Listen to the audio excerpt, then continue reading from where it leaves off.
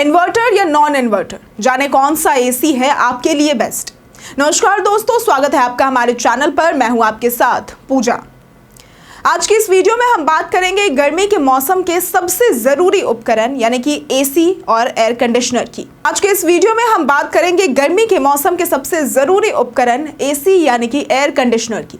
अगर आप भी इस बार गर्मियों में नया एसी लेने की सोच रहे हैं तो ये वीडियो आपके लिए बहुत काम की है। आज के इस वीडियो में हम बात करेंगे इस गर्मी में आपके लिए कौन सा एसी ज्यादा बेस्ट रहेगा और काफी समय तक चलेगा भी। दरअसल मार्च और अप्रैल की गर्मी में कूलर से काम चल जाता है, लेकिन मई जून में जब तापमान 40 डिग्री के पार पहुंच जाता है तब एसी की जरूरत महसूस होने लगती है। लेकिन सवाल यह है कि जब आप एसी खरीदने जाते हैं तो आपके सामने दो ऑप्शंस आते हैं, एक इन्वर्टर एसी और दूसरा नॉन इन्वर्टर एसी। अब इनमें से कौन सा एसी बेहतर है, किसमें बिजली की खपत कम होती है और कौन ज्यादा टिकाऊ होता है, आज हम इन्हीं सभी सवालों के जवाब देंगे, वो भी आसान और सरल भाषा में। सबसे पहले बात करते हैं कि इन्वर्टर एसी आखिर होता क्या है। दरअसल बहुत से लोग ऐसा सोचते हैं कि इन्वर्टर एसी वो होता है जो घर में लगे इन्वर्टर से चलता है, लेकिन ऐसा बिल्कुल भी नहीं है। यहाँ इन्वर्टर एक खास टेक्नोलॉजी को दर्शाता है जो एसी के कंप्रेसर की स्पीड को कंट्रोल करता है। जब आप इन्वर्टर एसी ऑन करते हैं तो ये पहले कमरे को जल्दी ठंडा करता है, उसके बाद जब तय तापमान 24 डिग्री सेल्सियस पर पहुंच जाता है तो उसका कंप्रेसर धीमी गति से चलता रहता है।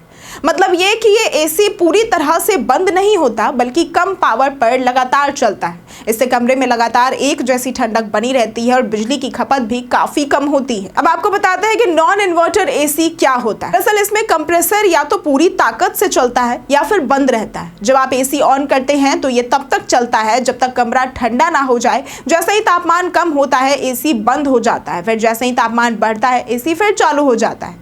इस ऑन ऑफ की प्रक्रिया की वजह से बिजली की खपत ज्यादा होती है और बिल भी काफी ज्यादा बढ़ जाता है। अगर आप लंबे समय तक इस्तेमाल और बिजली की बचत को ध्यान में रखते हैं तो इन्वर्टर एसी आपके लिए बेहतर है। ये थोड़े महंगे जरूर होते हैं लेकिन इनके फायदे भी ज्यादा है। जैसे कि सबसे पहला तो ये कि ये बिजली की खपत कम करता है, लगातार एक जैसी कूलिंग प्रदान करता है, लेस नॉइज फीचर के साथ आता है और ये लंबे समय तक चलने वाला एसी भी माना जाता है। इसके अलावा नॉन इन्वर्टर एसी की कीमत थोड़ी कम जरूर होती है और अगर आप बहुत सीमित समय के लिए एसी का इस्तेमाल करते हैं तो ये भी आपके लिए विकल्प हो सकता है, लेकिन लंबे समय में इन्वर्टर एसी ज्यादा किफायती साबित हो सकता है।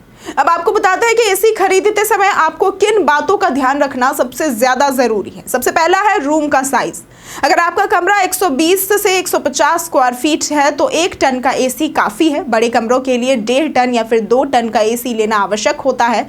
स्टार रेटिंग की अगर बात करें तो 5 स्टार एसी ज्यादा एनर्जी सेविंग होते हैं। ब्रांड और सर्विस की अगर बात करें तो किसी अच्छे ब्रांड का एसी ले जिसकी सर्विस नेटवर्क अच्छी हो। वारंटी और एएमसी की अगर बात करें तो कम से कम 1 साल की वारंटी और 5 साल की कंप्रेसर वारंटी जरूर चेक कर ले। तो दोस्तों उम्मीद है अब आपको ये समझ आ गया होगा कि इन्वर्टर एसी और नॉन इन्वर्टर एसी में फर्क क्या है और आपके लिए कौन सा एसी बेहतर रहेगा। अगर आप स्मार्ट चॉइस करना चाहते हैं तो थोड़ा ज्यादा खर्च करके इन्वर्टर एसी ले, या आपके लंबे समय में आपकी जेब के लिए फायदेमंद रहेगा। अगर आपको ये जानकारी पसंद आई हो तो वीडियो को लाइक करें, शेयर करें और साथ ही हमारे चैनल को सब्सक्राइब करना ना भूलें। आज के लिए सिर्फ इतना ही। वीडियो हमारे साथ बने रहने के लिए धन्यवाद।